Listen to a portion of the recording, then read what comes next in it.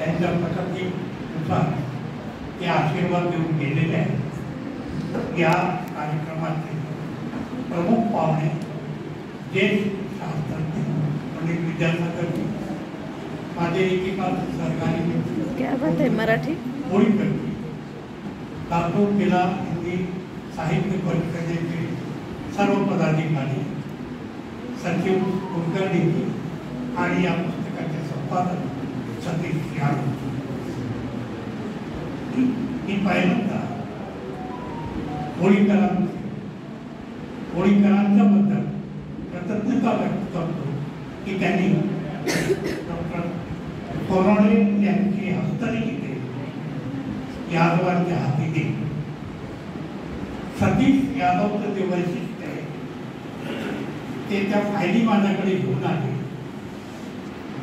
आणि मला म्हणाले की याचं काय करायचं, मला प्रकाशित करायचं।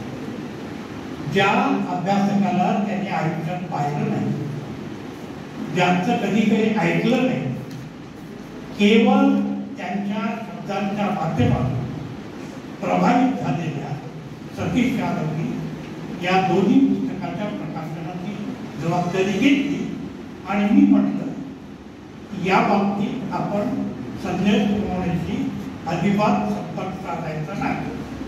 सोनवणे सर आमचे श्रद्धास्थान आहे आणि संजीवनी परिस्थितीसाठी भरपूर मदत केलेली आहे, त्यामुळे आता आपण आपल्या ताकदीवर हे पुस्तक पाहतो। पैकी मी 10,000 देईन, कवडे 10,000 देतील आणि पटकन सतीश म्हणाले राहिलेले मी घालेन। एका ज्यांना पाहिलंही नाही त्यांचं लेखन लोकांच्या समोर यावं यासाठी धडपड करणाऱ्या या सतीश यादवचा मी सन्मान करतो। ये लेना ही पड़ेगा।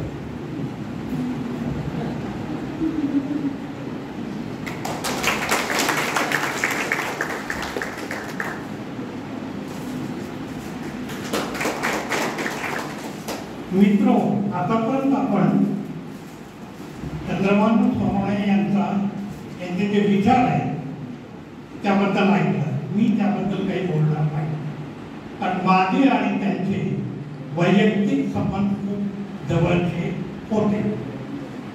1971 मध्ये ते लातूरला आले आणि थोड्याच दिवसात त्यांचे अत्यंत जवळचे 2च मित्र झाले, एक गोपाळ भागीरवार आणि मी।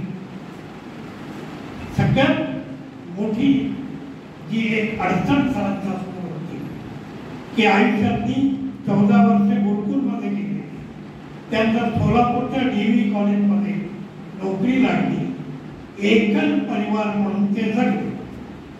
स्वतःचं कुटुंब, स्वतःची पत्नी, मुलं बाळ यासाठी ते पूर्ण स्वतंत्र होते। त्यामुळे एकल कुटुंबात जगलेला हा संयुक्त कुटुंबात ज्यावेळी आला त्यावेळी मात्र त्यांची प्रचंड अशी मानसिक त्यांना त्रास होता। ते आले असते काही हिशेब करून, पण माझ्यासमोर आणि बघील वाटतं ते सतत म्हणायचे की सोलापूर आणि सोलापूरचे ते सगळ्यात सुवर्णाचे दिवस। एकही दिवस असा गेला नाही ज्यावेळी त्यांनी सोलापूरच्या जीवनाबद्दल व्यक्त केलं नाही आपलं सुख। विशेषतः सोलापुरातील संजीवला कदाचित माहीत असेल, पण एका लिंगायत कुटुंबाचा इतका उल्लेख करायचे, किती आमचे आत्मीय संबंध होते ते पुन्हा पुन्हा सांगायचे। त्यामुळे एकल कुटुंबातून संयुक्त कुटुंबात आल्यानंतर त्यांचं सगळं स्वातंत्र्यच गेलं, भयंकर अस्वस्थ व्हायचे। फक्त त्या संयुक्त कुटुंबाचा त्यांचा संबंध किती होता, हळूहळू सकाळी कॉलेजला येणे, कॉलेजनंतर जेवण केल्यानंतर भावाच्या दवाखान्यात बसणे आणि मग सरळ माझ्याकडे किंवा भगीरवाकडे गेले आणि मग गप्पा। तर हे करत असताना सोलापुरातून निघताना त्यांनी PhDचा प्रबंध लिहायला सुरुवात केली। त्याचं काम पूर्ण लातूरला झालं। त्यानंतर मध्यवारकडे ते टाईप करायचे, ते घेऊन माझ्याकडे यायचे, आम्ही दोघं बसून प्रोफेरिंग करायची, पुन्हा ते घेऊन जायचे। पण अस्वस्थता मात्र त्यांची काही कमी होती। भयंकर, ज्याला हिंदीत आम्ही पडाव म्हणतो, वाचनाचा इतका प्रचंड नाद, पण लेखणी हातात घेतली नाही. पहिल्यांदा त्याने आपल्या आयुष्यात जर काही लेखन केलं असेल तर ते PhDचं प्रबंध. त्याचा प्रमाण प्रत्येक शब्दांची वाचल्यानंतर माझ्या लक्षात त्यांची विद्वत्ता, त्यांचे परिश्रम याची जाणीव झाली. आणि मग मी त्यांच्या मागे लागलो, सर तुम्ही याच्या पलीकडे जाऊन काहीतरी विचारा, आपण देऊ शकू ते प्रकाशित होईल हे त्यांच्या कधी ध्यानी.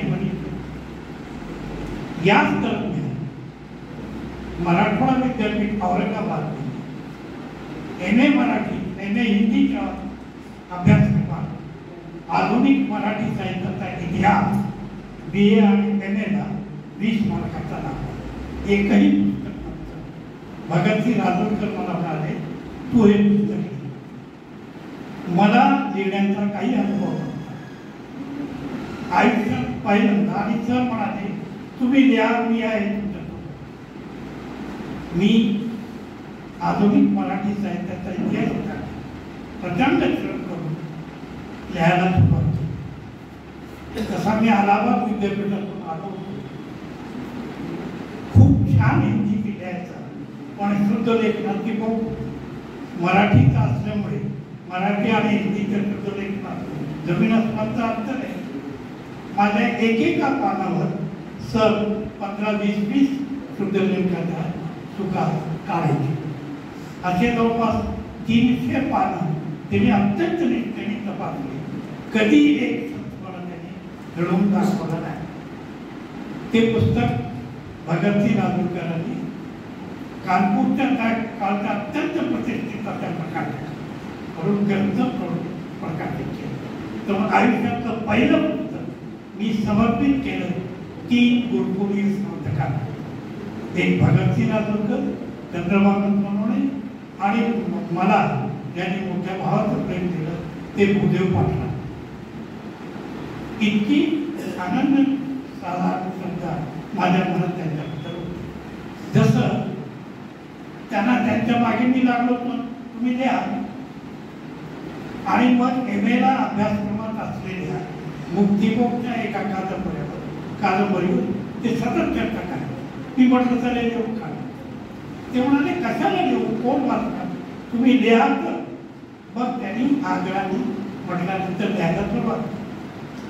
फाईल घेऊन आले, मला म्हणाले तुम्ही फार आग्रह झाला, मी लिहिलंय, आता हे काय करायचं करा. मी ताबडतोब ते पुस्तक जयपूरचे माझे प्रकाशक पंचतीन प्रकाशक यांना पाठवलं. त्यांना काही न सांगता, त्यांना कल्पना न देता, आणि ते 6 महिन्यात पुस्तक आलं. सरांना प्रचंड आनंद झाला. दुसरंही पुस्तक त्यांनी लिहिलं, तेही जयपूरहून प्रकाशित झालं. अस्वस्थता तर होतीच. ते सतत म्हणायचे मी सोलापूर सोडून फार मोठी चूक केली. आता इथं जगलं तर मला फार अवघड आहे. आपण कुठंतरी जावं असं त्यांना वाटायचं. त्याचमुळे योगायोगाने मराठवाडा विद्यापीठात रीडरची पोस्ट झाली. पण ते ज्या काळात इथं होते त्या काळात माझ्या हातात त्यांनी लेखणी दिली, त्यांच्या हातात मी लेखणी दिली, आणि आम्ही दोघांना एक पूर्ण राहिलेलो. याची फार कमी जणांना कल्पना आहे की आम्ही काही लेखनाच्या योजना तयार केल्या.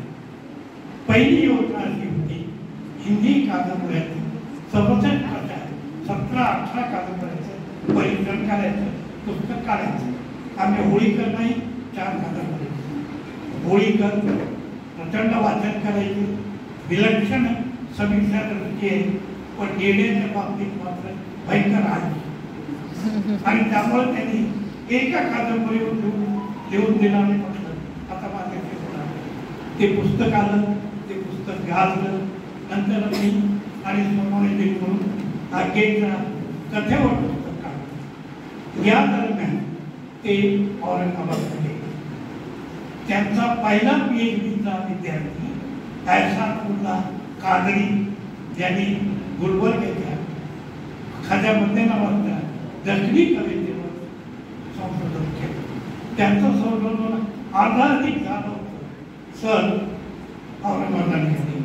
ते खात्रीनं म्हणाले, आता मी जातो, तुमचं सगळं काम रणसुभेच्या मार्गदर्शनाखाली करा. माझ्यावर त्यांचा प्रचंड विश्वास होता. मी त्यावेळी पेशवी नव्हतो, मी सरांच्याच